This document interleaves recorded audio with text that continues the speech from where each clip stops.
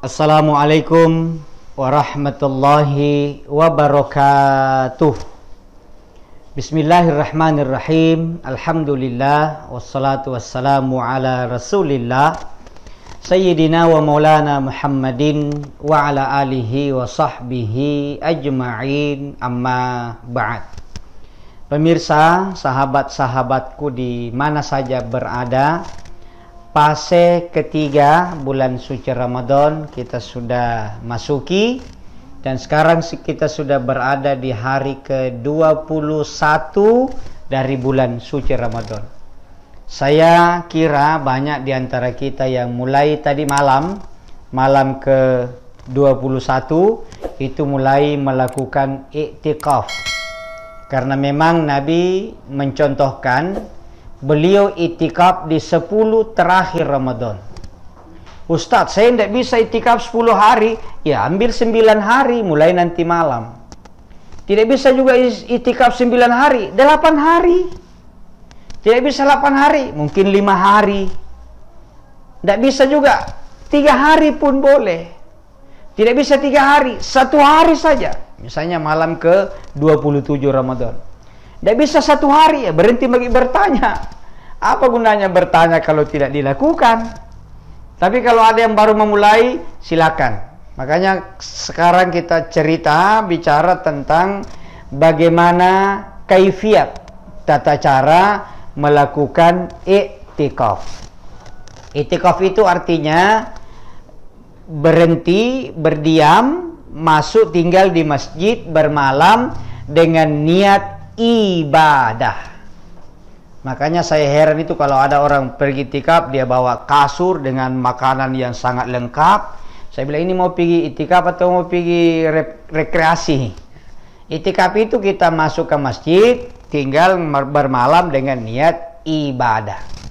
Jadi di mana masjidnya itikaf? Tidak semua tempat sholat bisa dibikin itikaf. Yang boleh kita itikaf adalah masjid. Ya, masjid. Bahkan ada yang mensyaratkan masjid jami', masjid yang dipakai sholat Jumat. Kalau hanya musola tidak dilaksanakan, tidak boleh. Bahkan ada kantor dijadikan tempat sholat tarawih, terus mau itikaf di situ, oh tidak boleh. Harus di masjid jami' atau masjid besar. Ya, kira-kira masjid tingkat desa, masjid tingkat kelurahan, masjid tingkat kecamatan. Jadi dia masjid yang dipakai untuk melaksanakan sholat Jumat. Kemudian yang kedua, syaratnya harus suci dari hadas besar. Jadi wanita yang haid tidak boleh itikaf. Kemudian kita masuk ke masjid, itikaf itu diawali dengan niat. Sengaja saya itikaf karena Allah. Saya teringat kisah Ahmad bin Hambal. Ada orang tidur di masjid, kemudian Ahmad bin Hambal masuk.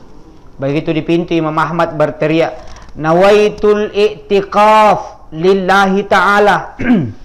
Sengaja saya i'tikaf karena Allah. Orang yang tidur itu bangun, kaget, baru marah. Kalau mau i'tikaf, i'tikaf saja, tidak usah mengganggu orang tidur. Kata Imam Ahmad, sengaja saya perbesar suara, daripada engkau tidur di situ tidur kosong, mending niatkan untuk itikaf. Ya, supaya kau juga termotivasi itikaf. Makanya dia kasih besar. Ternyata boleh itu memperlihatkan amalan sepanjang mampu menjaga niat. Saya niat supaya yang lain juga termotivasi. Jadi, saya ulang, pertama niat. Kita mau itikaf, datang ke masjid, niatnya untuk itikaf karena Allah. Yang kedua, selalu menjaga diri, kesucian diri dari hadas kecil selama kita terbangun. Jadi kalau kita duduk, ngaji, zikir, doa, sholat sunat, selalu dalam keadaan ada wudunya. Ada wudunya. Kemudian lebih banyak begadangnya daripada tidurnya. Ini orang datang itikaf, begitu sudah tarawih itikaf, begitu itikaf langsung pulang orang semua dari masjid selesai tarawih, dia gelar tikar, baru dia tidur. nanti jam 3:30 dikasih bangun makan sahur. Ini bukan itikaf namanya, ini pindah tempat tidur atau numpang nginap. Jadi beda itikaf, beda numpang nginap. Itikaf selesai sholat taraweh, orang pulang, kita mulai program itikafnya, tadarus, ngaji, mengantuk, wudhu lagi, sholat sunat. Jadi diselingi kita mengaji, karena mengaji itu tidak bisa lama. Kalau bapak ibu baca Quran, saya garansi 2 lembar dibaca itu jatuh sendiri Qurannya. Ya, karena membaca Quran itu obatnya obat tidur yang lebih manjur daripada paracetamol, daripada obat tidur. Begitu dia baca Quran, tiba-tiba mengantuk. Kenapa? Iblis datang, dia sapu-sapu itu mata, kelopak mata kita sebelah atas, dia sapu sehingga mengantuk. Kalau mengaji tiba-tiba mengantuk, pergi wudhu, sholat sunat lagi.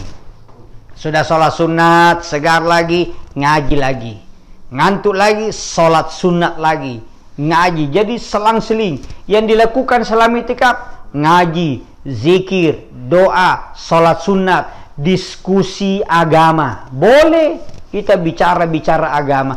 Jangan bicara bisnis, jangan bicara politik, jangan bicara dunia. Pokoknya yang dibicara ini ibadah.